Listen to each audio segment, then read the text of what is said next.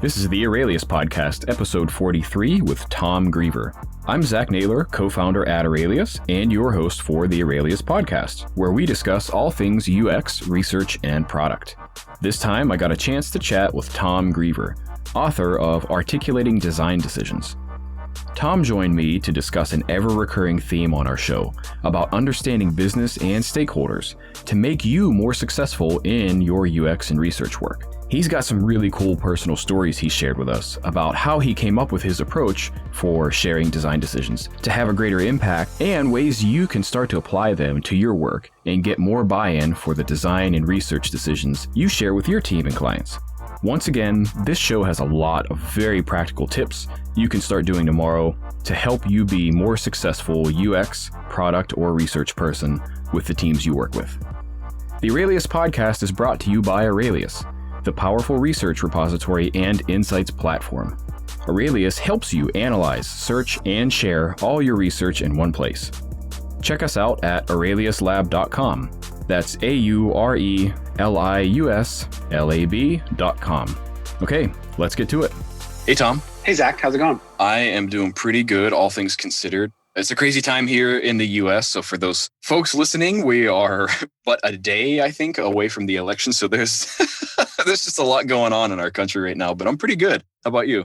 Yeah, same, right? If I could skip the next couple of days, that might be pretty good. We'll have to all endure it together, see what happens. Let's just jump to the ending and just tell me what happens. I don't need to. Right, exactly. Well, hey, I really appreciate you jumping on, just especially with everything going on and joining us on the show and have a conversation about stuff, all things UX product. Yeah. No, I'm happy to. This should be fun. Cool. In case folks have not heard of you or not familiar with your work, maybe introduce yourself, talk a little bit about what you do, things you're passionate about. Sure. My name is Tom Greever. I am a practicing UX designer and design leader. I've been designing software and interfaces for like 20 years and leading teams and stuff. Most people know me because of a book I wrote called Articulating Design Decisions, published by O'Reilly Media. It has a green colored rose ring parakeet or parrot on the cover. And a lot of people have read it and got a lot of value out of it. And so that's what I'm mostly known for. I speak at conferences about the book and on that topic. I've led kind of workshops and stuff on it. So that's how most people know me. Nice. That's something that I'm actually really passionate about and selfishly excited to talk with you about, because for me, when I used to still be actively interviewing for jobs and people, sometimes you get the question, well, like, what is UX to you? Or like, what's your design philosophy and things like that? Not always, but for the great majority of the latter part of my career, I've answered, I just try to help people make better decisions. Right. So when your book came out and you started sharing your thoughts and things like that, definitely my ears perked up, because that's something that I'm very passionate about. I'd maybe just start with, what's a design decision? I think it's easy enough to say. Of course, the words make sense for people to hear, but to you, what actually is a design decision? Yeah, well, a design decision is any choice that we make as designers and with our greater team. That includes, maybe other designers and researchers and content people kind of on our, or even developers on, cross-functional teams. But that includes our stakeholders in the business, right? The other people, product and engineering and executives. Ultimately, we have to all make design decisions together to create the right kinds of products for our customers and users. But getting to that decision isn't always the easiest process, right? Different people have different ideas about what the right decision is. We have expertise in that area. Maybe we have insights from research. We have access to information and knowledge and experience that our stakeholders don't have. I think a lot of people can relate to the struggle of trying to help other, non-designer stakeholders on our team understand why we did what we did. And that's kind of the crux of the issue. That's perfect. I'm going to save it for now, but I definitely want to come back to making the right design decision. I think people can definitely get into some kind of holy wars about that. Let's leave that one to come back to later. I'm curious. I'm curious. And it sounds like, well, it's clear that you've done this for a long time, and it sounds like you've got a lot of experience in some of the very things you said as to why design decisions are important. Maybe share a little bit what inspired you to write the book. Like, what kind of life experiences did you have that said, we've got to talk about this a little bit more formally? Yeah, I think it all goes back to my very early experiences in design. Right out of college, I got a job as a manager of a team of 3 designers. I was definitely, naive and learning how to lead a small team. When I would interview people for a role on my team, or even when I would just kind of talk to designers on my team kind of all throughout the years, you ask them, what makes a good design good, or what is it about this decision that makes it the right decision for us or our customers or the business. It just felt like I would always get these answers that sounded like more like they came out of a Johnny Ive memoir than like real life experience, right? It had a lot to do with kind of the aesthetic or their opinion or kind of in a lot of cases, they just simply couldn't describe why they thought that was the right decision. They just felt right to them, right? Because they had kind of this instinct and this understanding expertise. So I've been dealing with that, sort of my whole career. And then I actually spent 4 years living in Asia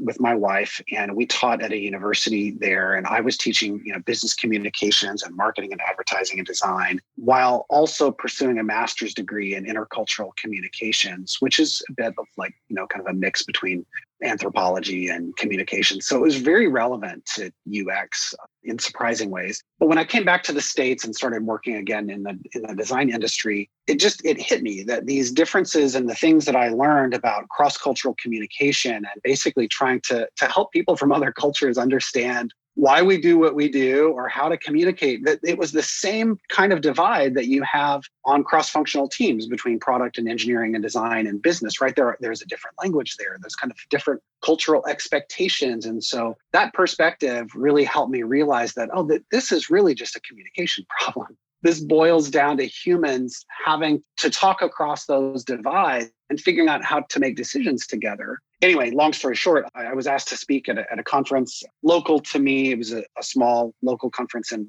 St. Louis, Missouri. I submitted 3 talk ideas, one of which I called Articulating Design Decisions. Naturally, that's the one that they chose, despite the fact that it was like my least favorite. I had these 2 others that were like kind of like designy things or processes that I thought were cool or whatever. But there was this Articulating Design Decisions, which I was like, well, yeah, I think there's something here. Anyway, I gave that talk and, the response was really just kind of overwhelming. Like people were so excited, like, oh my gosh, you're speaking my language. Like I've never heard someone talk about like how to describe your choices to other people in this way. Anyway, O'Reilly asked me if I would turn it into a book and I did. And here we are. So that's the short version of a very long story. Yeah, that's a really, really awesome story, particularly because your actual applied life experience of having gone to another culture where presumably you didn't speak the language or weren't super fluent, right? But you had to get good at that. You had to get good at helping people understand you as well as understanding them. It sounds like maybe the cyclical thing where none of that was going to work unless we both sort of put the work in. You come back, and as with, I think, a lot of interesting and profound things that happen in people's lives, they apply this one thing to a completely new perspective. You came back to the States and said, this is the same thing. What I was doing here, while it wasn't necessarily for design or products or whatever, it's the same thing I'm trying to do here. But by the way, I've got now experience and I can draw from that and apply it to now my work, your professional life. Is that fair? Yeah, it's totally fair. And I think that, my personality, in some ways, I feel like I was the wrong type of person to like live. And we lived in China, in mainland China. And in some ways, I was kind of the wrong American to like live in that culture because I was a lot more, I think, probably aggressive, and I lacked empathy for people. And I really struggled. Our first 2 years especially were really frustrating and difficult to get over kind of some of the cultural differences. But all the things that you learn and are forced to learn in that process, like dealing with ambiguity and uncertainty, like not knowing exactly what's happening, you're just kind of going along, you're trusting people more, right? Or believing the best about someone when you're not exactly sure what's going on in that situation. Doing a lot more listening, and the listening in some ways was forced on me because my Chinese language skills weren't at a place where I could just like jump in and say whatever I wanted to. Right? I was forced to listen. I had a very limited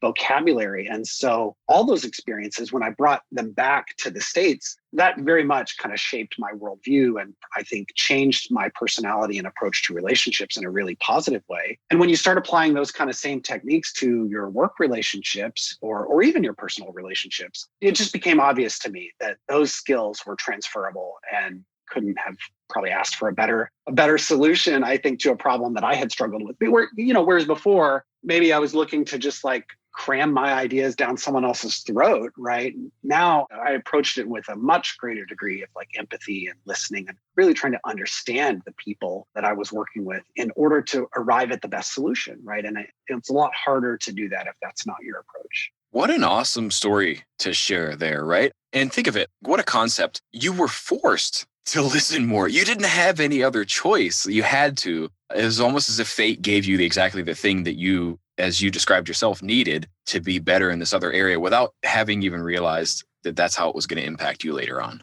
Yeah, I remember when we were living there, one of the things we learned about, language learning in general was that children spend, the first several years of their life doing nothing but listening until before they start learning to talk. And how when we were going to be immersed in this culture, like in some ways that was the best approach for us too.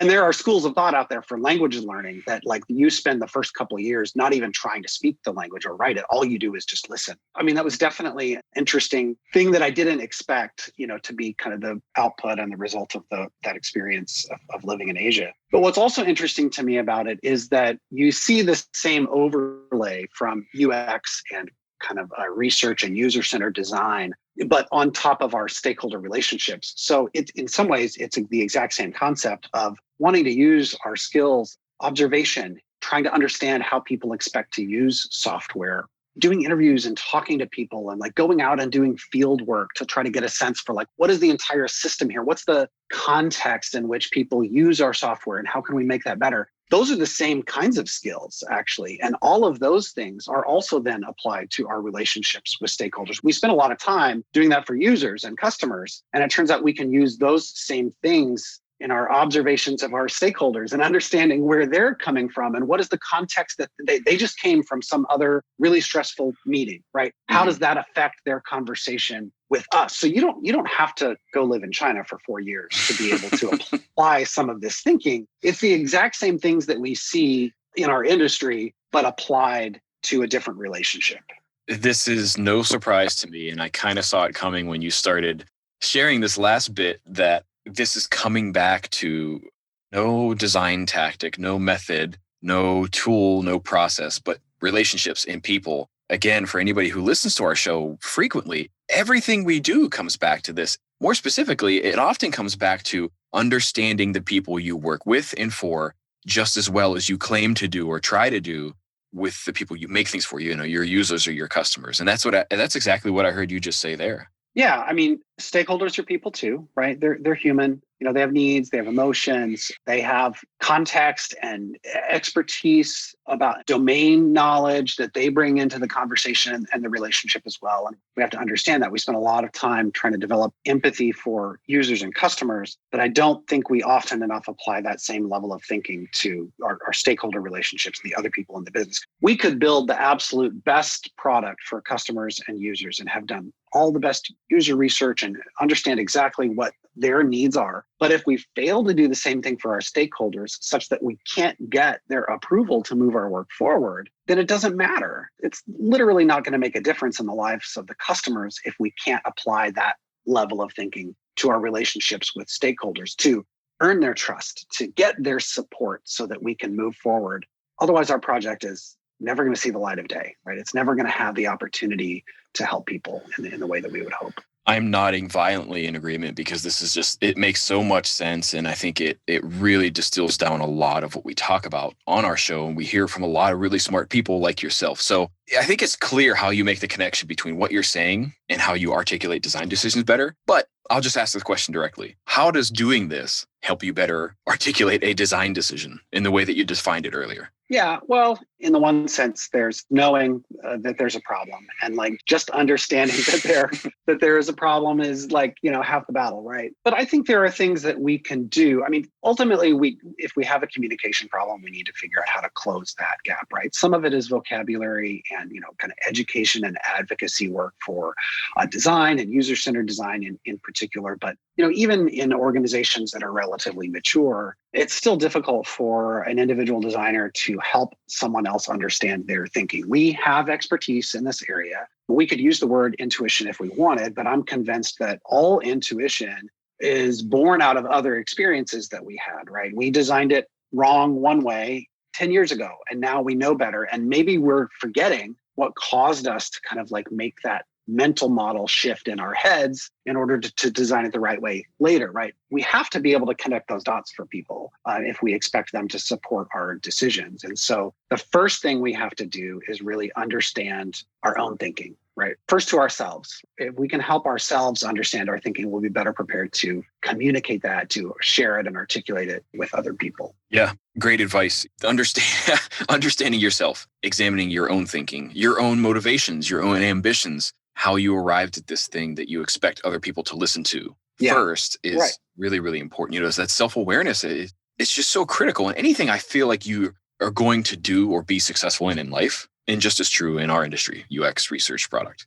Yeah, I mean, one of the exercises I do in my workshop is writing down like your values. What is it that you bring into the conversation? What do you value in design, in your role, in your job? And then to try to figure out, and we never know perfectly, but to try to figure out what are the values that my stakeholder is bringing. And often when you try to compare your values to theirs, you find that there may be some that overlap, which is great. Like that's common ground we can focus on. Let's point to those things first, right? But sometimes you find that those values are in conflict.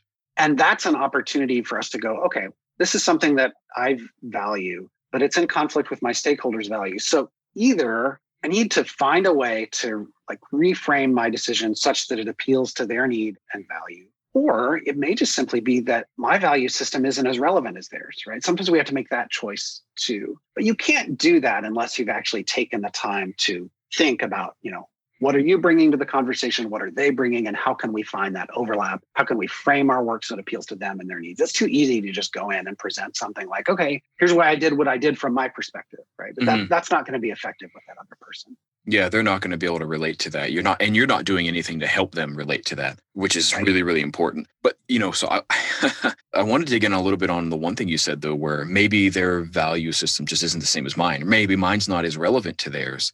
And then you said maybe have to find a way to make it relevant or relatable to them. Can you share any experiences, maybe situations that's happened to you and the way you approach that? Well, sure. I think probably a common scenario would be the difference between a stakeholder who, is really valuing just like whatever metric we're trying to improve. Maybe there's some financial incentive, right? It could be revenue overall. I mean, fundamentally, that's what all businesses are trying to do, right? Maybe there's even a personal metric that's important to them. I mean, their bonus could depend on improving the thing, right? That's not necessarily the most important thing to us, right? Sometimes the most important thing to us is creating the right experience or making sure we're building the right thing, right? So if we go into the conversation and present our work to demonstrate how it's the right thing for the customer, but we fail to surface insights and information about how it will improve that metric or increase revenue or even help that individual achieve their own personal goals, they're not going to care nearly as much, right? And so we have to figure those things out. I did have one example that comes to mind. I was working with a director of engineering once who, we had agreed on, timeline and scope about what we were delivering and when.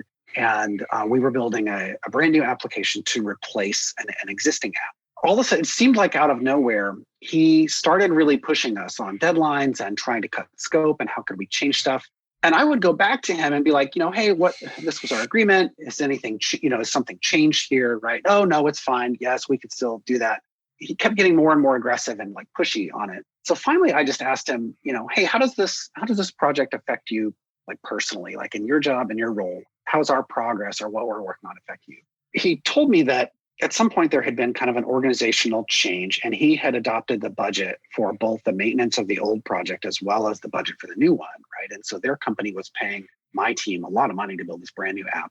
While his budgets were combined and I assume effectively cut, he was paying for the maintenance on the old app as well as the development of the new one. And the longer it took us to deliver that new application, the more it was costing out of his budget, right? And so even though organizationally there was this deadline, there were these goals, there were these metrics we were trying to improve, that didn't help him necessarily. He wanted to save as much of those dollars as he could, right? And so he kind of had this other unspoken goal. But knowing that enabled our team to kind of shift in how we delivered, to make some choices about, not necessarily cutting scope, but reorganizing it so that we could get this application out into production sooner to replace the app and then iterate it on it further and add features and things down the road that we're ultimately going to deliver kind of on the wider roadmap, right? that wasn't necessarily a mandate from our product people or from the business, but it was important to this engineering manager for financial reasons, right? Mm-hmm. I couldn't have known that if I hadn't been able to have that conversation with him about what was important to him. Yeah. So this is a really useful example. Also, I think of something you referenced earlier of, quote unquote, making the right decisions, Yeah. right? Because in that particular case, I can't imagine that came up when you started the project. That wasn't a goal of the project you were asked to work on because it just wasn't. No, it wasn't. Right. It wasn't at all. But what happened was you were able to actually craft that project then in such a way to not only meet the goals, what somebody might say, the right design decisions for the project, but also meet the needs of a person who that's who we work with, right? Yeah. I needed his support for his team to be excited about the implementation. They needed to implement our work in a way that was going to be, effective and efficient without sacrificing what we felt like was fundamental to the customer experience. So what we felt was a lot of pressure to, do this faster. Let's cut this here. We don't need that now. It didn't reconcile with what I knew to be the actual goals of the project, right? And of course, uncovering that helped with that, and it changed our conversation. We were able to, I believe, preserve some better parts of the user experience that we wouldn't have been able to if we were just listening to this guy saying, no, cut that. We're not doing it that way. This is easier. We're going to reuse this component, right? Whatever the argument was against our design decisions, I was able to better address that because I knew kind of what the underlying goal was for him. This is a really big deal. Yeah. And, I just have to share as a talk I give that's similar to some of the things that you're talking about, but it's more about just like selling your ideas, which is kind of a clickbait title, by the way. But one of the things I tell people, I usually ask the question, I say, how many people here, show of hands, do not want to do their best work today? Of course, nobody raises their hand. The same thing is true with stakeholders. These people are not typically, I can't say 100% of the time, but 99% of the time, these people are not intentionally malicious. They're not trying to be jerks. That's not what they're here to do. But it's our job to understand that better. And in your case, that's exactly what you did, right? You could have seen this and you could have taken a defensive stance to say, they just want to ruin our work. They don't respect design. They want to cut the things that are important. But that's not at all what this person was doing. There was something else there as to why they were making those requests. And you were able to help them better understand and navigate that by deploying that same empathy on the people you work with, not just with customers. Right. Yeah. I mean, we talked about self-awareness a minute ago. Another one that I think is important is, and you sort of alluded to this just now, another one that's important is, a lot of designers may object to changes that, other people are suggesting or, advice or feedback that they get, maybe even from other designers, because they are unconsciously aware that they're going to put this project in their portfolio for the next time that they go to get a job. We hold on sometimes so tightly to our own ideas as being the best or the only ideas. I do this exercise in my workshop where I ask people to write down their values. And I'm like, okay, how many of you wrote down that you value putting something that looks cool on your portfolio? Of course, no one raises their hand because no one really realizes that that's going on in the back of their mind, but it is, right? And so it doesn't feel like it tells as good a story for someone to talk through their portfolio with a potential future employer and go, okay, so here's this project. And well, I mean, I didn't design this right here. That made me totally change that, right? And this stakeholder really drove me crazy because they made me put this button right here, but I think it looks horrible, right? No one wants to tell that story. And I think what we have to realize is that the prospect of working through those conversations with other people, of getting something shipped and maintaining the best parts of the user experience that we can, even in the face of those constraints, that's the story to tell, right? That's the story that we get to tell everybody about our success. That is the success, right? Is that all design is about creating something within constraints. And it turns out that our relationships with stakeholders are just one additional constraint that we often don't bring to light as a constraint, right? We have to design in that environment and we have to learn how to work around those constraints. Yeah, it's a really, really important point you bring up, especially in the age of dribble and quick snapshots where you share, on Twitter or whatever. It's of this beautiful work. Beautiful and not useful doesn't matter all that much, particularly in our industry, right? Yeah, I love what a breath of fresh air to really call it out for what it is and to say you're not really going to impress employers by showing them beautiful work that never launched or that didn't actually meet goals or address everybody's needs, right? And the reality of it is, in every situation, I don't care if you work for one of the best companies in the world with the best people, There are conflicts. There are differences of opinion. There are stakeholders who don't totally understand what you do. And the most successful designers and researchers and product people are ones who can navigate that well. And that's the story you should be telling. I think we need to normalize that a little bit more, not so much on the thing you made. In fact, when I used to still do a lot of interviews and hire people, I didn't look at where they went to school. I didn't even care what you put in your portfolio. I would ask you questions like, how do you approach this stuff? Talk to me about the last time you had arguments, maybe a strong word, but the last time you had a disagreement with somebody. Why did that happen? How did it end up? Yeah, I think, in some ways our industry has moved forward in this area because you see a lot more people, talking about portfolio reviews and whatnot and saying, oh, you have to tell the story. You should show the low fidelity and talk about the business case and demonstrate how you got into higher fidelity. That's good. I think that shows a process of thought that is often absent from some portfolios. But what I want to see is the conversations that took place. Like, what caused you to make one decision over another? Like, I would love to see someone's portfolio where it was like, here's what I designed, here's what we actually shipped, right? And let me tell you about the conversations that took place between that A and that B, because therein lies the critical difference between a good designer and a great designer. And I'm not even talking about the visual appeal of those designs, but how did you get from what you thought it needed to be to what actually shipped? What did that gap look like between the two? I think that's the really good story that needs to be told more often. I completely agree. So we took a little bit of a left turn on this, and so still very related, but I kind of want to ask, okay, we get into those decisions, or I'm sorry, those conversations where we have to present our decisions. How do we do that well? And I can't imagine that you should have any intention of coming in here to, win the fight, right? So talk to me about how you share those successfully and have those conversations. Yeah, sure. I think kind of provide a little bit of upfront, clarification on language there, because you've used the word, sales or like selling before. You just used the word, kind of fight or argument. I would say that I am very intentional about avoiding the use of that vocabulary for the specific reason that I think this is part of the problem, right? I think part of the problem is that we see these conversations as potential arguments or fights, or that we have to sell somebody something that they don't want to begin with, right? And I think that's the wrong perspective. I think part of this process is getting into the right frame of mind, leading with a yes, like believing the best about people and trying to really understand their perspective. There are some prominent people in our industry who refer to this as the swoop and poop, where like the executive can come in and swoop in and just crap all over our stuff, right? You may also be familiar with the concept of the HIPPO, which is like an acrostic that stands for like the highest paid person's opinion or something like that they can just tell us whatever to do. But I think if we're comparing our stakeholders to large fat animals who just shit all over our work, that doesn't seem like a healthy understanding of that individual and that perspective. So anyway, I won't belabor the point, too late, but you see where I'm going with that. So I think part of it is getting in the right frame of mind. I think another part of it, of course, is trying to understand their perspective. We already talked about, kind of values. That includes things like, trying to anticipate what they're going to say, right? Mm-hmm. Thinking, especially if this is someone I've met with before, like, what do I think they're going to be concerned about? And how can I be prepared to address that, in advance? And then in that, you can then take the time to kind of like remove distractions, right? What do I think is going to be distracting to them?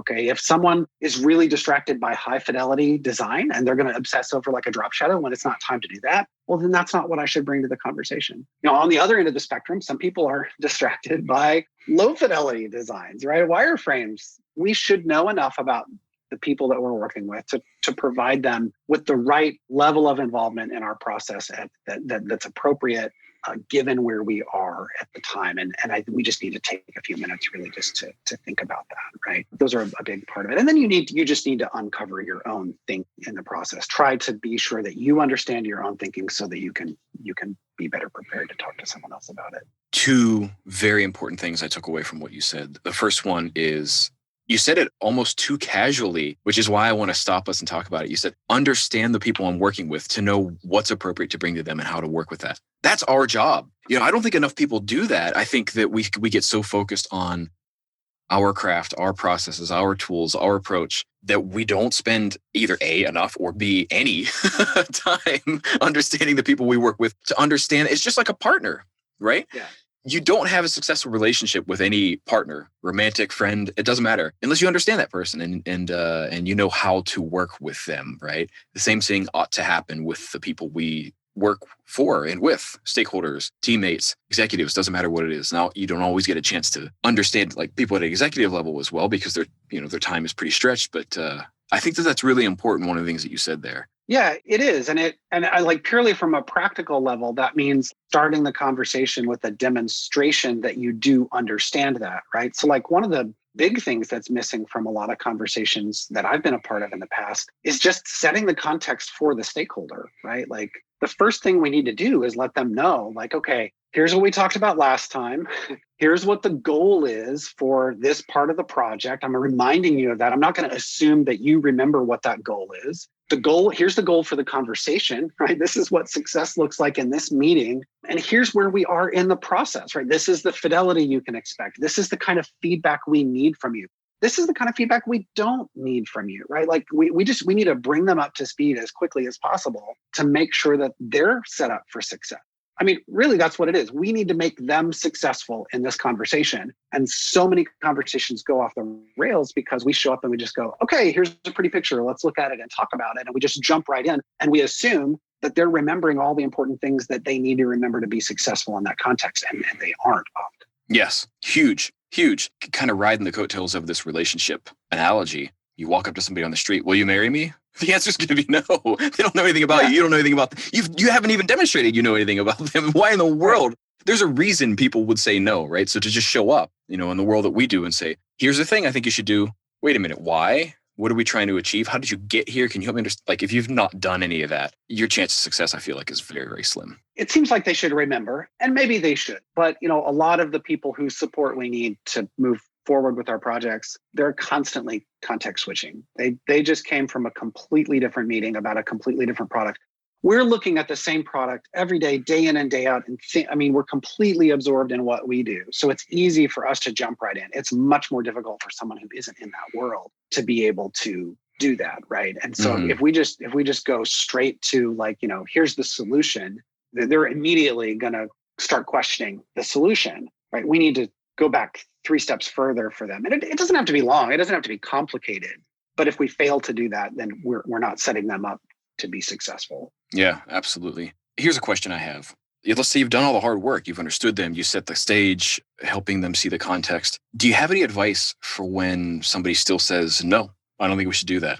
Yeah, I mean, we need to understand why, right? So in the same way that we need to be prepared to help someone else understand our decisions, we need to help our stakeholders explain their decisions to us, right? Oftentimes, the reason why people disagree with a specific solution is because we're not totally aligned on what the problem is that we're trying to solve.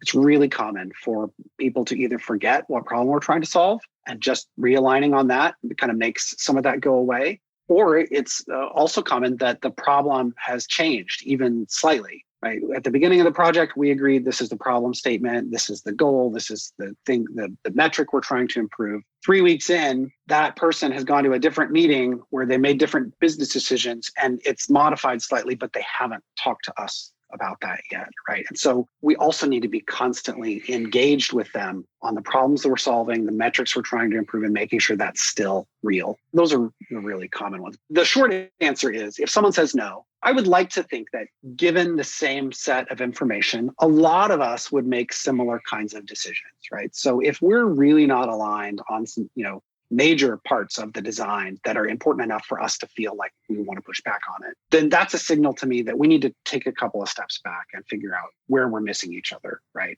Because I think there's probably something there that we're not aligned on. Yeah, in my experience, that's extremely accurate as well. And just kind of to use the turn of phrase, life comes at you fast.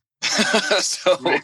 And oftentimes with folks who are in positions as product owners, executives, stakeholders, whatever, you're right. I mean, the context switching is very, very difficult. And we know that that's hard for anybody doing any professional work. Can you imagine having a finance meeting, an operations meeting, a high-level discussion with maybe your upline executive, and then walking into a design review? I mean, that is the kind of empathy that we need to employ, is just not expect them to come with the same kind of expectations and readiness in the meeting that we do. We're experts in our domain. We shouldn't expect them to be experts in our domain too. Right. Yeah, you used the word design review there, which I think is a really good reminder too, that even just sometimes the name of the meeting sets an expectation for people, right? So we have leaders whose support we need, and we're asking them to come to a meeting where the expectation is, one, that we care about their opinion and value it and want to hear it. And so they're prepared. And two, that they're coming to this meeting specifically to give us feedback on what needs to be changed. Mm-hmm. Right? If there was nothing for them to change, then there'd be no point in meeting, right?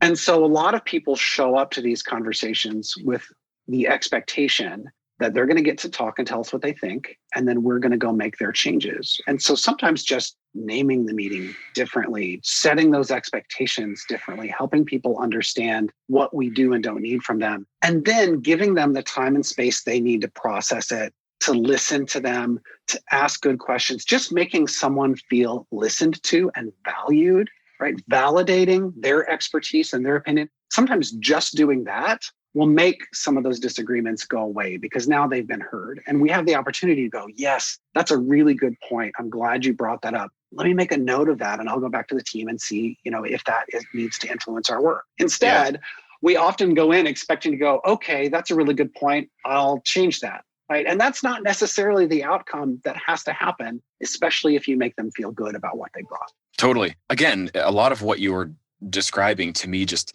is a reminder of having any healthy relationship. If you're only ever interested in getting your way and you don't care enough about that other person, it's not going to be a very good relationship. Doesn't matter what kind of relationship that is. I think it's really important. We spoke with Bethany Stoley on our podcast recently, and one of the things she was talking about in terms of starting a new research practice was like, when you're bringing research and insights and stuff like that, be ready to be wrong.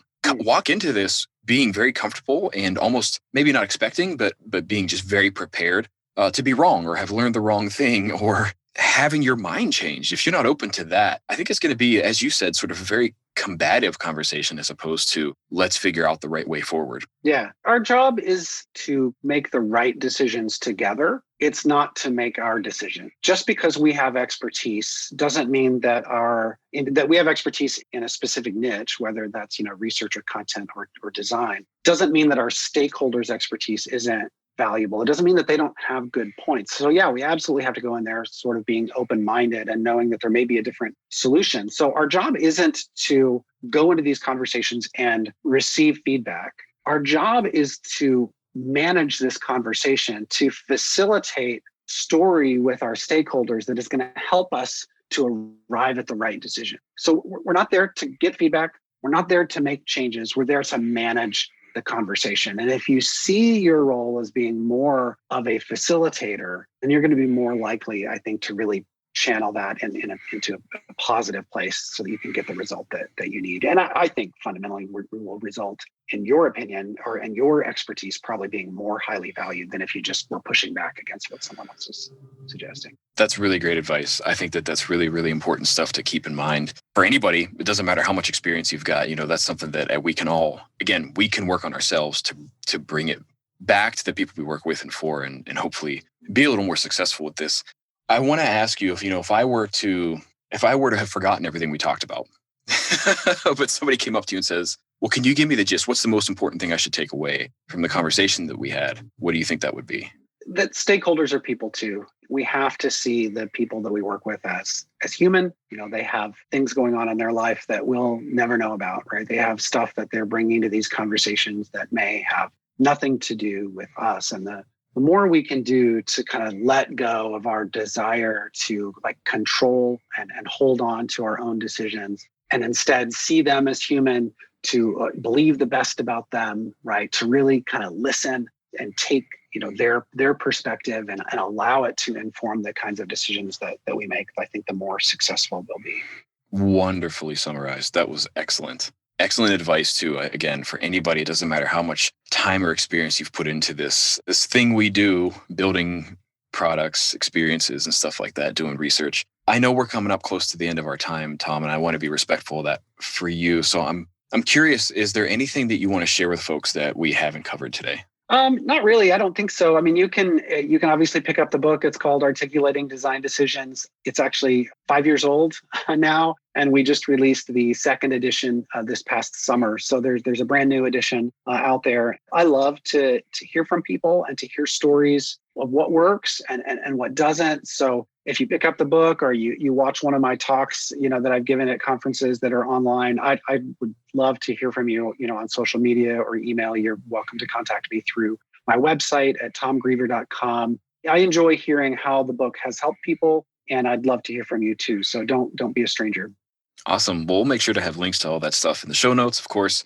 When you check out the episode, just go right on the page on our blog where we've got this chat with Tom, and we'll have links to all those things. And feel free to get in touch with him and let him know how he's helped, because he shared a lot of really good advice here today. So, Tom, I really appreciate you taking the time. This was an awesome conversation. Yeah, thanks, Zach. It was great chatting. All right, everybody. We'll see you next time. This podcast is brought to you by Aurelius, the research and insights tool that helps you analyze, search, and share all your research in one place, so you can go from data to insights to action faster and easier. Check out Aurelius for yourself with a 30-day trial by going to aureliuslab.com. That's AURELIUSLAB.com. If you enjoyed this episode, it would mean a lot if you would give us a review on iTunes to let others know what you think. You can catch all new episodes of the Aurelius podcast anywhere you listen to podcasts, like iTunes, Spotify, and more. Stay up to date when new episodes come out by signing up for email updates on our website.